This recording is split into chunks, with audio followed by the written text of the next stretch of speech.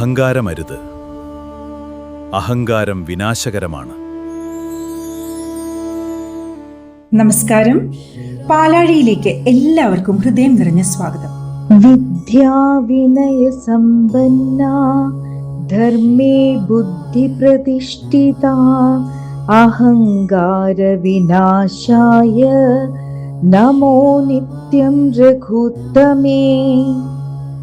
വിനയത്താൽ അലങ്കരിക്കപ്പെട്ടതാകട്ടെ നമ്മുടെ വിദ്യ, ധർമ്മത്തിൽ ഉറച്ചതാകട്ടെ നമ്മുടെ ബുദ്ധി.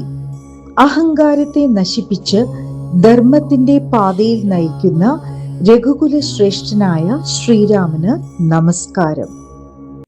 കർക്കിടക മാസത്തിലെ നമ്മുടെ രാമായണ യാത്രയിലേക്ക് എല്ലാവർക്കും സ്നേഹപൂർവ്വം സ്വാഗതം. ഇന്ന് ഒരു പ്രത്യേക ദിവസം കൂടിയാണ് കർക്കിടക വാവ്. കേരളത്തിന്റെ ആത്മീയ പാരമ്പര്യത്തിൽ ഏറെ പ്രാധാന്യമുള്ള ദിവസമാണ് കർക്കിടക വാവ്. ഇന്ന് പലരും തങ്ങളുടെ പിതൃക്കളെ ഓർത്ത് അവരുടെ ആത്മശാന്തിക്കായി പ്രാർത്ഥിച്ച് ബലിതർപ്പണം അർപ്പിക്കുന്നു. നദീതീരങ്ങളിലും കടൽ തീരങ്ങളിലും ക്ഷേത്ര പരിസരങ്ങളിലുമൊക്കെ പുലർച്ചെ തന്നെ ആളുകൾ എത്തുന്നു.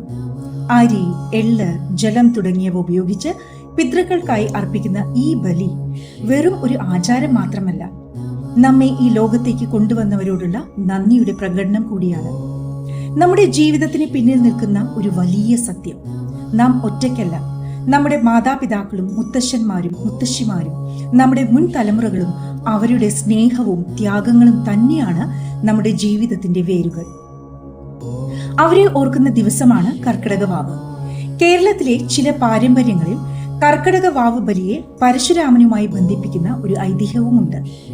വിശ്വാസമനുസരിച്ച് പരശുരാമൻ കേരള ഭൂമി സൃഷ്ടിച്ചതിനു ശേഷം പിതൃകൾക്കായി വിവിധ പുണ്യസ്ഥലങ്ങളിൽ കർമ്മങ്ങൾ നടത്തിയെന്നും അതുകൊണ്ട് തന്നെ കേരളത്തിലെ പല തീർത്ഥസ്ഥാനങ്ങളും പിതൃതർപ്പണത്തിന് വിശിഷ്ടമായ ഇടങ്ങളായി മാറിയെന്നും പറയപ്പെടുന്നു. അതിനാലാണ് ഇന്നും തിരുവല്ലം പോലെയുള്ള പുണ്യസ്ഥാനങ്ങളിൽ കർക്കിടക വാവ് ദിനത്തിൽ ആയിരക്കണക്കിന് ആളുകൾ പിതൃകൾക്കായി ബലിയർപ്പിക്കുന്നത്. എന്നാൽ കർക്കിടക വാവിന്റെ ഏറ്റവും വലിയ സന്ദേശം എന്താണ്? ഓർമ്മ, നന്ദി, കടപ്പാട്, ബന്ധങ്ങളുടെ വില, നമ്മോടൊപ്പമില്ലാത്തവരെ പോലും ഹൃദയത്തിൽ നിന്ന് മറക്കാതിരിക്കുക.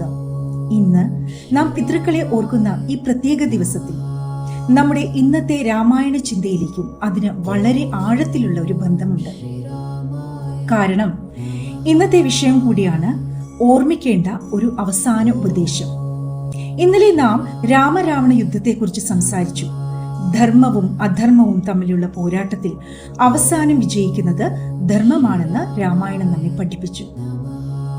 ഇന്ന് നാം യുദ്ധത്തിന് ശേഷമുള്ള ഒരു പ്രധാന ചിന്തയിലേക്കാണ് കടക്കുന്നത്. രാവണൻ ഒരു പരാജിത രാജാവായിരുന്നു, അതോ അഹങ്കാരം കാരണം വീണ മഹാപണ്ഡിതനായിരുന്നു? രാവണൻ ഒരു സാധാരണ മനുഷ്യനായിരുന്നില്ല. അദ്ദേഹം 4 വേദങ്ങളും 6 ശാസ്ത്രങ്ങളും അറിയുന്ന പണ്ഡിതനായിരുന്നു. മഹാനായ ശിവഭക്തനായിരുന്നു, വീണാവാദകനായിരുന്നു, അസാമാന്യമായ ഭരണപാഠവുമുള്ള രാജാവായിരുന്നു. സ്വർണലങ്ക എന്ന സമ്പന്ന രാജ്യം നിർമ്മിച്ച ഭരണാധികാരിയായിരുന്നു. ഇത്രയധികം മഹത്വങ്ങൾ ഉണ്ടായിട്ടും അദ്ദേഹത്തിന്റെ പതനത്തിന് കാരണമായത് ഒരൊറ്റ കാര്യം മാത്രം: അഹങ്കാരം. രാമായണം നമ്മെ ഒരു വലിയ സത്യം പഠിപ്പിക്കുന്നു: ജ്ഞാനം മാത്രം പോരാ, ആ ജ്ഞാനത്തെ നയിക്കാൻ വിനയവും ധർമ്മബോധവും വേണം. വിനയമില്ലാത്ത ജ്ഞാനം നാശത്തിലേക്കാണ് നയിക്കുക. രാമായണത്തിൽ വളരെ പ്രസിദ്ധമായ ഒരു ജനകീയ ആഖ്യാനമുണ്ട്.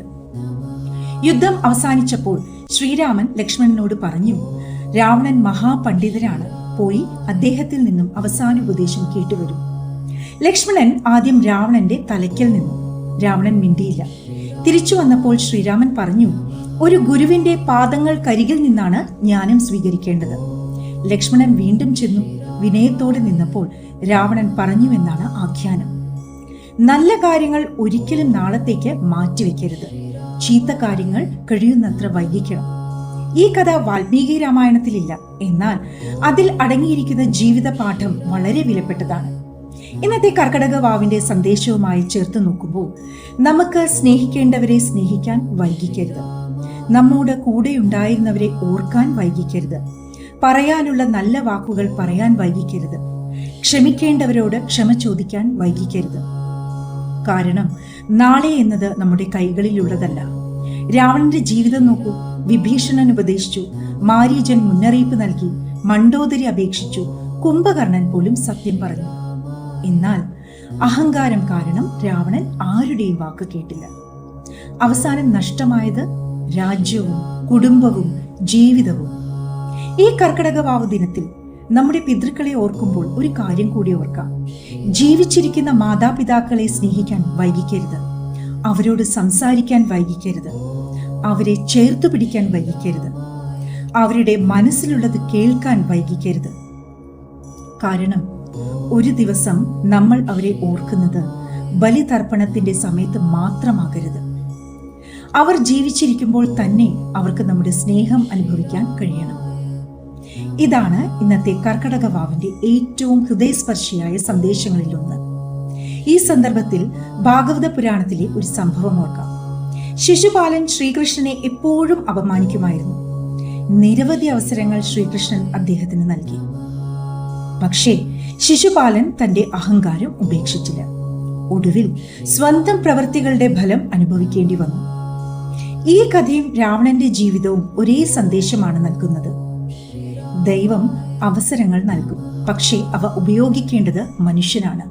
ഇന്ന് നമ്മുടെ ജീവിതത്തിലും എത്ര അവസരങ്ങളാണ് നാം നഷ്ടപ്പെടുത്തുന്നത്.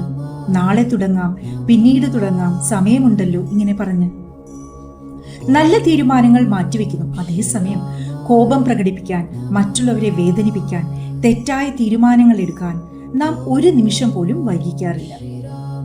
രാവണന്റെ ജീവിതം നമ്മെ പഠിപ്പിക്കുന്നത് ഇതാണ്. ഒരു തെറ്റായ തീരുമാനം ജീവിതത്തെ തകർക്കും. ഒരു ശരിയായ തീരുമാനം ജീവിതത്തെ ഉയർത്തും. അതുകൊണ്ട് നല്ല കാര്യങ്ങൾ ചെയ്യാൻ ഒരിക്കലും വൈകിക്കരുത്. ഇന്ന് കർക്കിടക വാവ് ദിനത്തിൽ ഒരു നിമിഷം ചിന്തിക്കൂ. ഞാൻ മാറ്റിവെച്ചിരിക്കുന്ന ഒരു നല്ല കാര്യം എന്താണ്?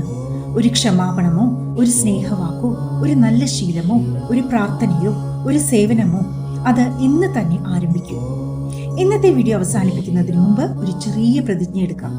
ഇന്നു മുതൽ നല്ല കാര്യങ്ങൾ ഉടൻ ചെയ്യും. തെറ്റുകൾ തിരുത്താൻ മടിക്കില്ല. അഹങ്കാരത്തേക്കാൾ വിനയത്തെ തിരഞ്ഞെടുക്കും. ജീവിച്ചിരിക്കുന്നവരെ സ്നേഹിക്കും. നമ്മെ വിട്ടുപോയവരെ നന്ദിയോടെ ഓർക്കും. കാരണം ജ്ഞാനം മനുഷ്യനെ വലിയവനാകും, പക്ഷേ വിനയമാണ് മനുഷ്യനെ മഹാനാക്കുന്നത്. നാളത്തെ വീഡിയോയിൽ നാം രാമായണത്തിലെ ഏറെ ചർച്ച ചെയ്യപ്പെടുന്ന ഒരു അധ്യായത്തിലേക്ക് കടക്കുകയാണ്. സീതാദേവിയുടെ അഗ്നിപ്രവേശം. അതിന്റെ യഥാർത്ഥ അർത്ഥം എന്താണ്? വാൽമീകി രാമായണം എന്താണ് പറയുന്നത്? അതിൽ നിന്ന് ഇന്നത്തെ മനുഷ്യന് ലഭിക്കുന്ന ജീവിത പാഠം എന്താണ്? അതായിരിക്കും നാളത്തെ വിഷയം. ഈ വീഡിയോ നിങ്ങൾക്ക് ഇഷ്ടമായെങ്കിൽ ലൈക്ക് ചെയ്യൂ. പാലാഴി ചാനൽ സബ്സ്ക്രൈബ് ചെയ്യൂ. ഈ രാമായണ യാത്ര നിങ്ങളുടെ കുടുംബാംഗങ്ങളുമായും സുഹൃത്തുക്കളുമായും പങ്കുവയ്ക്കും. ഈ കർക്കിടക വാവ് ദിനത്തിൽ നമ്മെ വിട്ടുപോയ പിതൃക്കളുടെ ഓർമ്മകൾക്ക് മുന്നിൽ ആദരവോടെ തലകുനിക്കാം. അവരുടെ ആത്മാക്കൾക്ക് ശാന്തി നേരാം. അവരുടെ അനുഗ്രഹം നമ്മുടെ കുടുംബങ്ങൾക്ക് ഉണ്ടാകട്ടെ. ഈ കർക്കിടക മാസത്തിൽ ശ്രീരാമന്റെ ധർമ്മബോധവും സീതാദേവിയുടെ പവിത്രതയും ഹനുമാന്റെ ഭക്തിയും നമ്മുടെ പിതൃക്കളുടെ അനുഗ്രഹവും നമ്മുടെ ജീവിതത്തെ നയിക്കട്ടെ.